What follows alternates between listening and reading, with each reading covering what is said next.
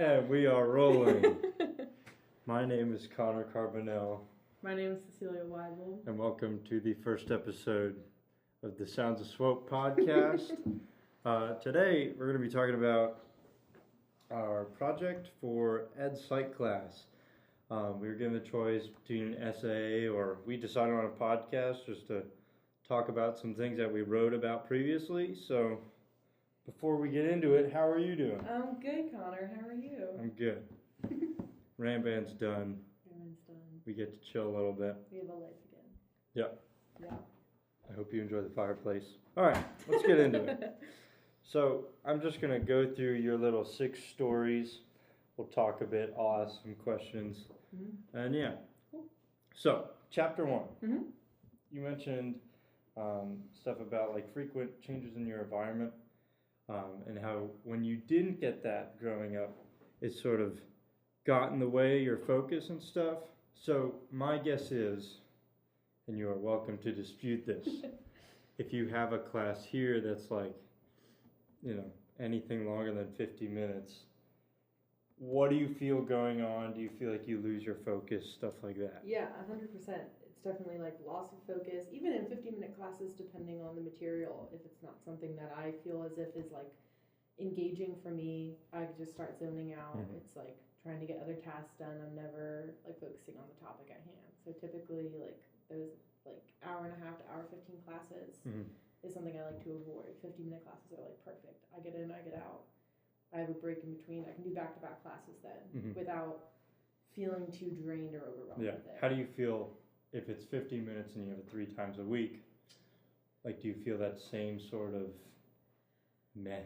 I by the end of the week, obviously, yes, but I feel like it's better doing it less time, more frequently during the week rather than doing it twice a week for those hour and a half when I feel like I'm not engaging as much. I can engage more in shorter sessions more frequently than I can when I'm only meeting twice a week. I agree. And I kind of feel like I take more out of those classes when it's 3 times a week rather than just stuffing it all into one bracket of time once a week. And then, All right. Chapter 2. You mentioned the zone of proximal development. Yeah. So how other people can help you learn and how for you specifically a bridged a gap in comprehension and speech.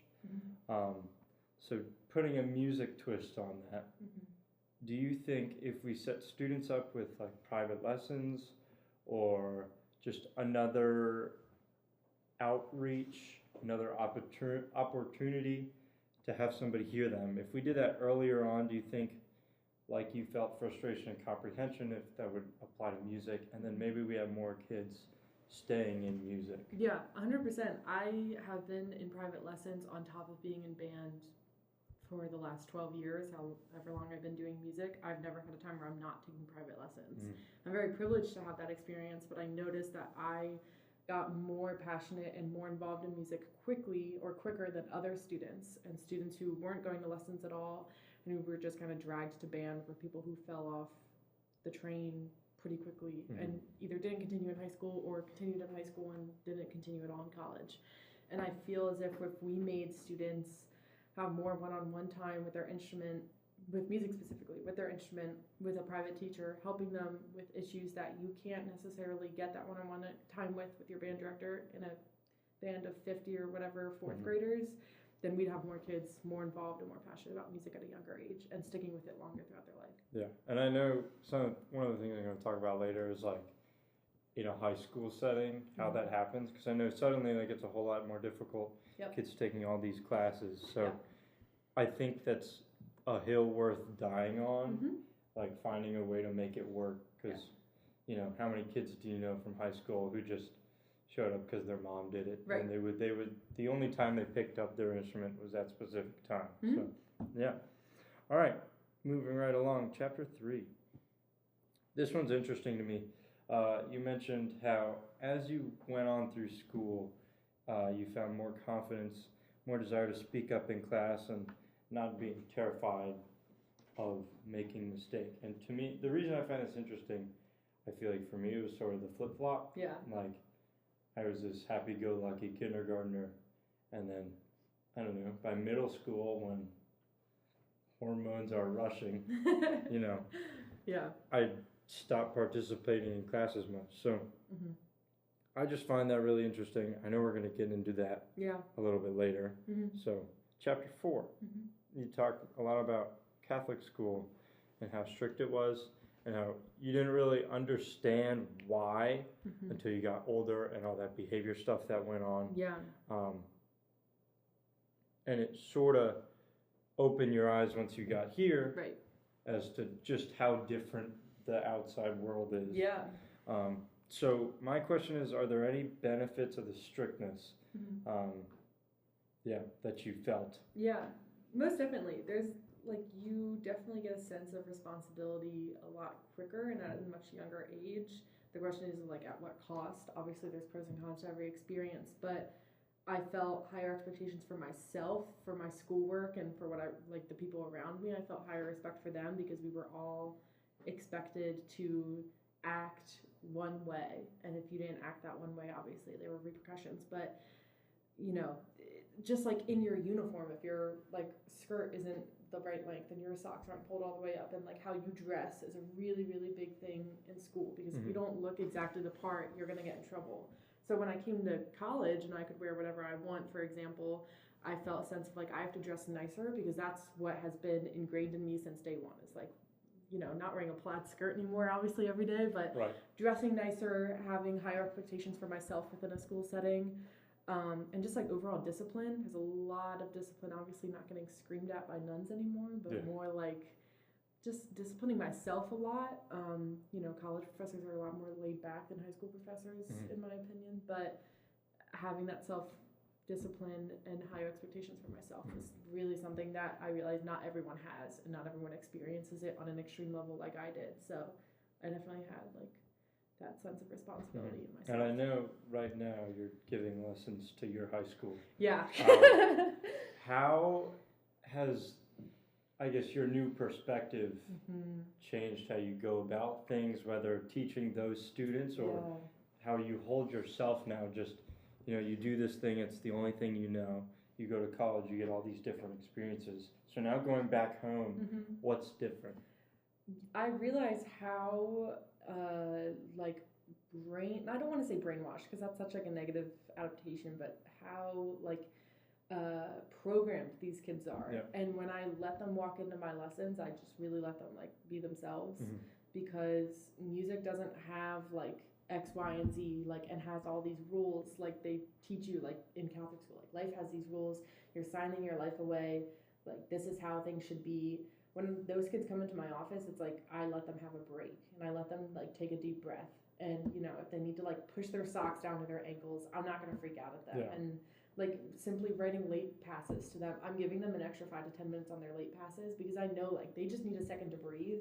And allowing that piece in the music wing specifically is letting them feel they have a home at school, because it's a really high strung, high stress environment in Catholic school because of how much we have to do and how we have to act, that I'm just letting them kind of take that mask off for even just the 30 minutes that I see them, and letting them breathe, and then letting them go about their day. So it's more I agree with some of the strictness. I just wish that that responsibility and that discipline was represented on a lesser manner in all settings, public and Catholic school. I think it's helpful in some ways, but in other ways it's kind of killing kids a little bit. Yeah, that almost seems like a better balance. Yeah.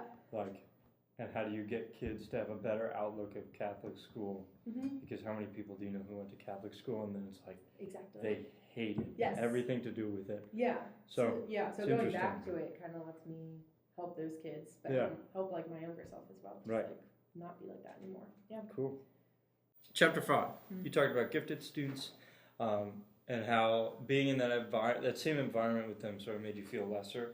So how can we, as music educators, create that same equal opportunity while not selling anybody short in something that is so abilities-based? Yeah. I think it's an overall understanding that not every player is going to be on the same playing field and the same playing level, and it's never ever going to be 100% equal, no matter what institution and no matter what ensemble you're in within that institution. Here at Westchester, we have For me, it's 3. For other people, it's 4 because saxophones can't be an orchestra. But I'll talk about it in a course of 3 of wind ensemble, wind symphony, and concert band. A better player is going to be placed higher, and they should be placed higher. I completely agree with that. However, it should not mean that the people within the same studio, within the same instruments, should be comparing themselves across the board. The first chair alto in wind ensemble should not be comparing themselves to first chair wind symphony and first chair concert band, and vice versa. And if anything, it's worse. First chair concert band, first chair wind symphony should not be comparing themselves to first chair wind ensemble. Yeah. It can be a goal to get into that ensemble, and it can be something that you're striving for. To get into a higher placement, but it should not be individual comparisons of like, Elliot Stoneman is a better player than me, therefore I want to be better than Elliot just so I can beat him. It should be more like, I would love to have an opportunity to play in wind ensemble and get that opportunity to play with them. How am I going to do that in my own work, like away from studio and ensembles? How am I going to sit in a practice room and get to that point eventually? It should never be like one-on-one comparison. It should be more, okay, how do I grow in this ladder? Yeah. Yeah, I think we might get into it later. Yeah. If I'm just thinking about the whole sketch that we got going on. But I think to me, it's just so much about like the individual student's why. Yeah. And how can, how can the educator implement the right desire, the right wants, just like you said, not have you comparing person to person, but, you know, me to who I was yesterday. Yes. And stuff like that. Cool. Chapter 6. You said good behavior came naturally to you because of all like the conditioning stuff that's in the textbook, all that the teachers used. Yeah. So that sort of reminded me, the one book you got me to read a little bit about, The Inner Game of Tennis by Timothy Galway, and I've only read a little bit of that. It's a great book. But yeah, you should read it. But one of the things that I remember that sort of stuck with me was the idea of just looking at things objectively rather than this is good or this is bad. It's like, I guess in a musical context, it's like I need to play with more direction in the phrase rather than I am a terrible person who needs to stop picking up my instrument. Right. So,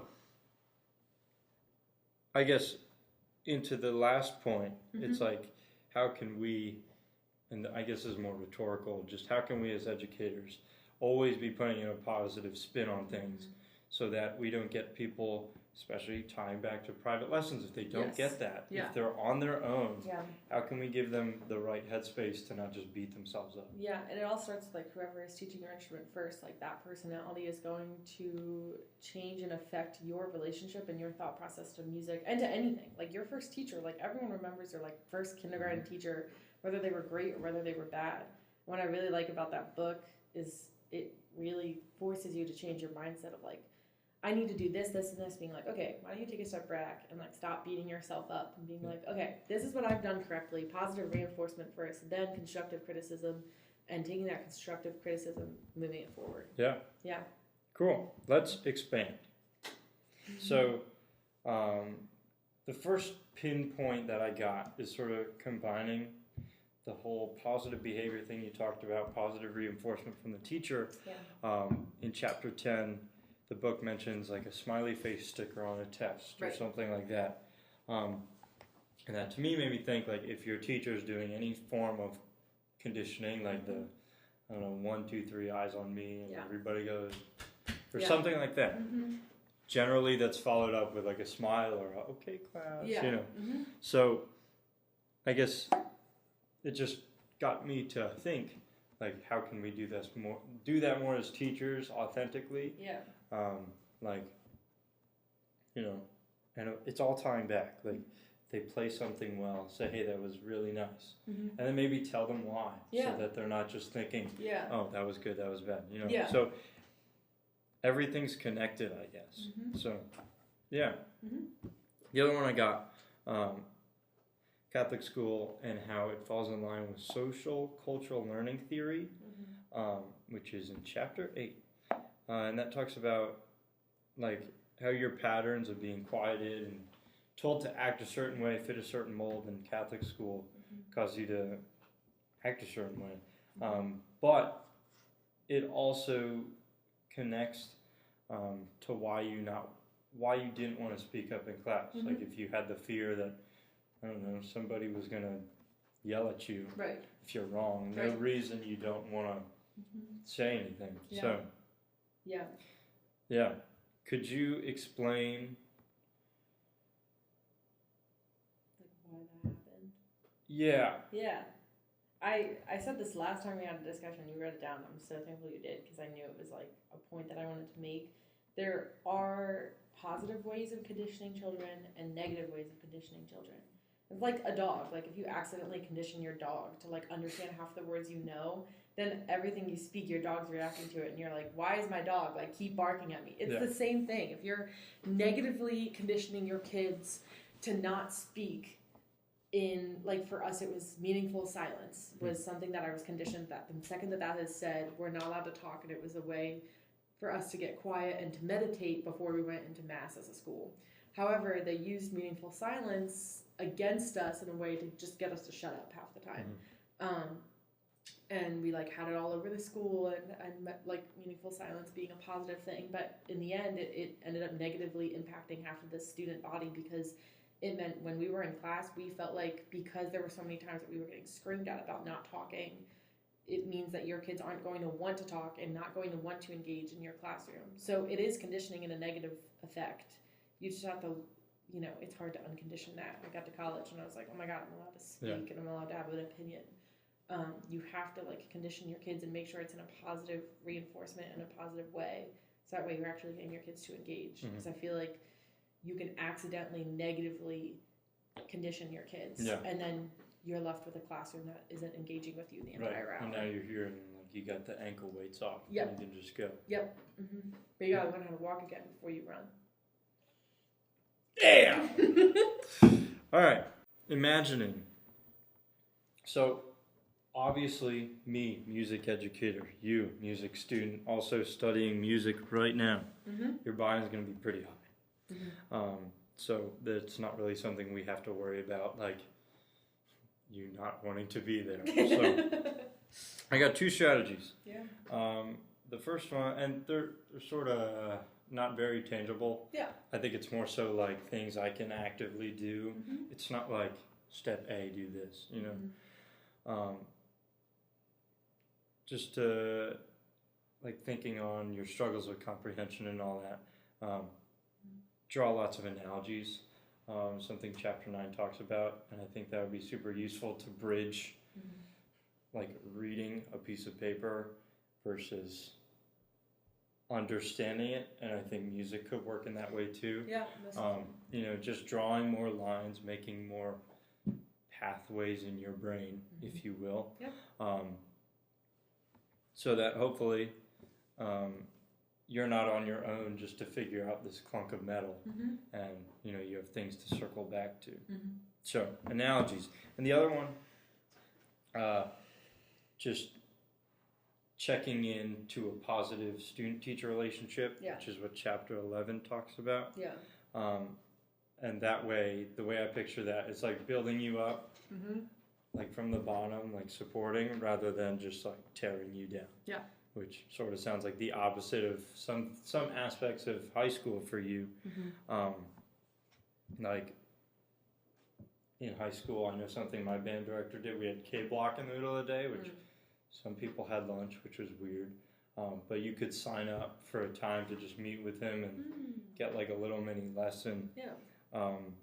Or if you wanted to just hang in the band room and eat your lunch there, that was cool too. So I would make sure there's some form of that going along.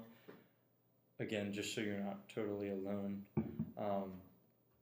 And yeah, I think it can just be a great way to help you and other students out in something that could be as scary as high school or middle school and stuff like that. Yeah. So yeah, cool. That's all I got. Yeah. Flipping the switch over to you. Oh yeah.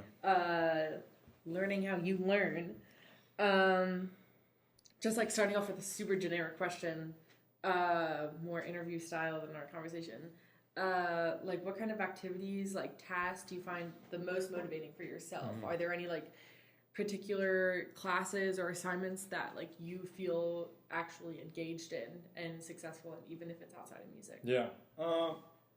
I think what comes to mind, sort of recently, I did do a listening quiz, music history, and I think the reason I just found so much reward in that, even though I didn't do the best, it's just like super high stress, super high risk, high reward, and if you don't take time beforehand, like a week before at least, unlike, it's not like a math quiz or something you can do right before, like you need to take the time to figure your life out, or else you're going to do poorly. Yes. So I think, like I said, the high stress, like I need to do this, sort of draws me to it and keeps me engaged. Yeah.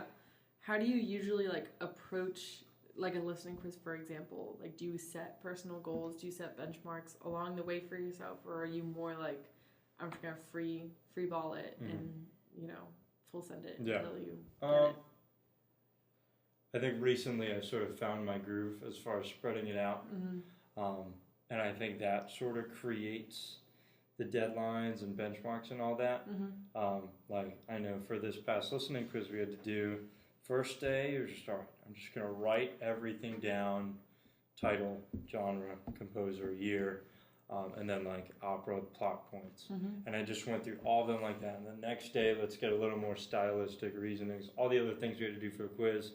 And then from there, it was just listening. And I think that whole trend applies to practicing too, like before a lesson. Dr. Fowler's like, hey, work on this, this, and this, instead of being like, I need to do all this stuff. Just break it down. It's like, okay, today I'm going to learn this. And then, so yeah, I think to put it in a nutshell, it's just spreading it all out. Yeah, and I know later we'll get on into more like logging things and stuff like that, specifically with lessons and work. What's like a time that you actually felt proud of your learning progress and your learning accomplishments? And what specifically like contributed to that feeling, and what made you feel successful? A great aside, like what made you feel like you did well? This is also a listening quiz.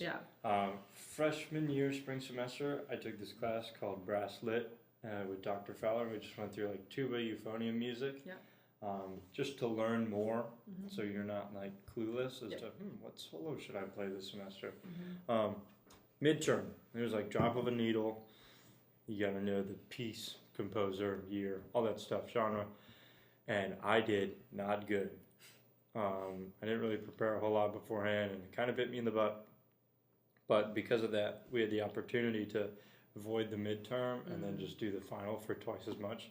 So I did that, and I don't know, 2 months before I had a Spotify playlist. I was just be like the only thing I listened to. Like I'd be working in Wawa, restocking the freezer. It's like 9 o'clock at night, and I just got tuba music. So I think that's one that really comes to mind because it was a bigger scope, and it was super important because it was a final. And like I said earlier, it was super high stress because if I didn't do good, bad stuff happens. So yeah, I think that's one where I really proud of myself for. Nice.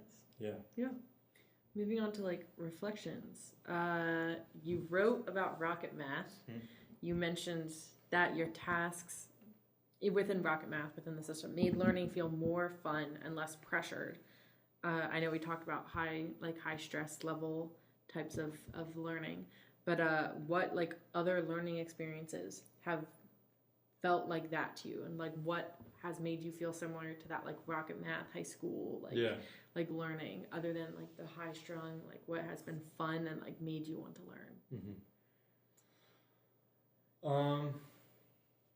I guess thinking back, I was never great at it, but like poetry stuff we did in high school, like English classes, and I think just any time where we as students got to buy into it and like create our own little thing, whatever it was, and I think just the ability to make it my own sort of made it more interesting than just what does the textbook say. Nice. Kind of flipping a switch, how do you balance your time and motivation when working on tasks that don't have a clear like reward or deadline? When you don't have like, okay, I have a tests this day and I have this day and this. When you just have like semester assignments or semester studying, how do you balance your time and your like motivation specifically? Yeah. This is great for this semester because it's been a very busy one. Yes. I think it's sort of just give everything a deadline. Yeah. Like every minute of the day is planned out. And I think it's just because knowing if I don't take care of these things, tomorrow I'll feel worse off. Right. Like the gym. Yeah. Even if I go for 45 minutes because it's all I can muster, I'd rather do that than nothing. Right. And like same thing with lessons. Like my lesson's on Tuesday, and if I'm not hitting this by like Saturday or Sunday, you know, I gotta get it in gear. Yeah. So yeah, I think that also happens a lot outside, or for like other people. I think just establishing stronger deadlines for yourself, holding yourself to a higher standard can be huge. Because, you know, I know some people, it's like their lesson is like practice time rather than showing off what you've been working on because that time is so limited. Yeah. So, yeah, that's what I do. Like everything's got a deadline. Yeah. Yeah. We talked about this last time, like lessons being mini deadlines for every week. Like it's not your practice time, it's your time to get feedback to come in the next week and have even more done and using that feedback as what you're working on as your next deadline. You mentioned that during COVID-19 you maintained a regular practice schedule for your instrument. That is like super opposite of me. I did not touch my instrument for like 2 months, I think. What helped you like stay consistent during COVID?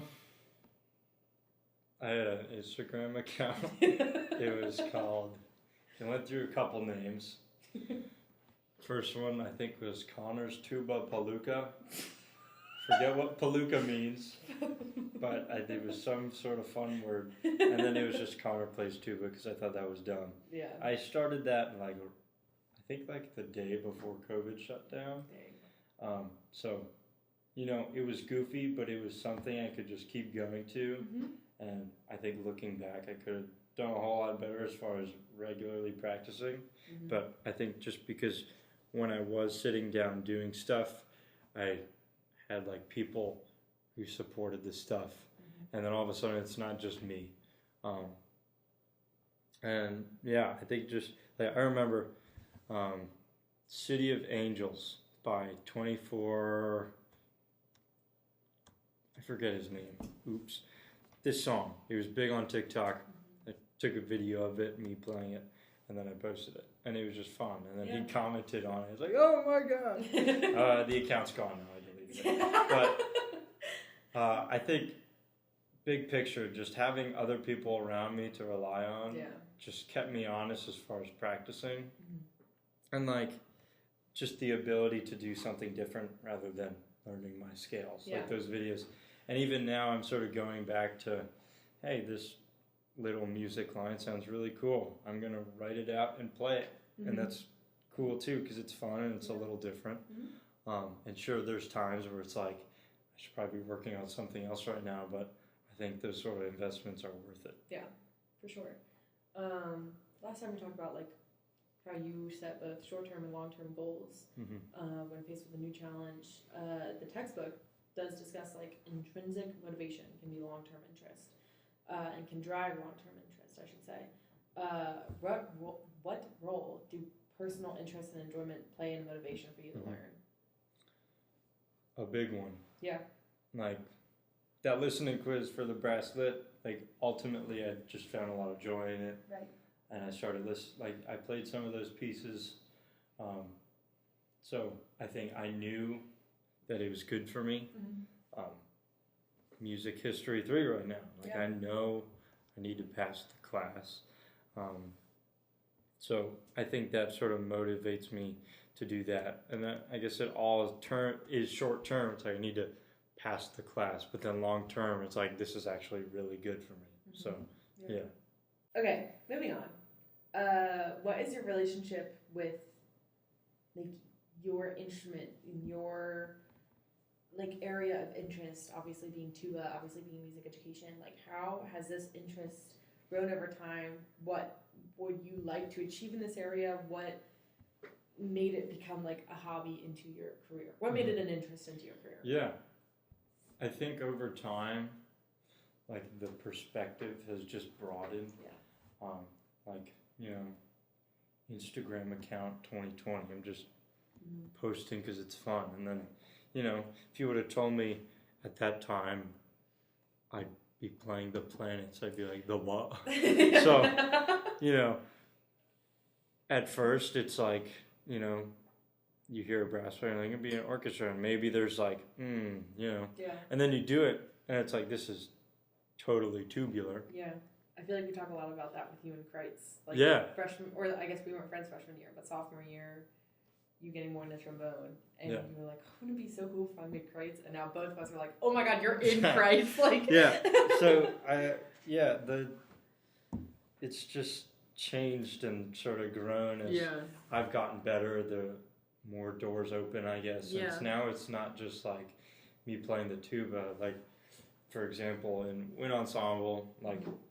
How can I, as the principal tuba, inspire the two guys in the section, like through sectionals and stuff, but also how can the way that we hold ourselves inspire the other ensembles? Right.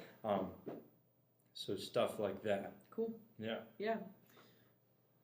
Moving to like effective learning strategies, do you think it's helpful to set, like, knowing you personally outside of this project, like, I think, and tell me if I'm wrong, like, it'd be helpful, like, practice logs are a huge thing. Raganese makes us have a notebook specifically for lessons. You can do whatever you want with it. You can write whatever notes in it. I write notes during my lessons, but then I also use it as like a practice log to like review check-ins. We've talked about how like going back on Facebook and going back on, like, you know, even thinking about your old Instagram, even though it's deleted, like, it's knowing that, like, that's what I was doing in 2020, like, ew, my sound sucks, but you're like, oh my god, like, I like, oh, it's so cool to see how much I've grown in 4 years.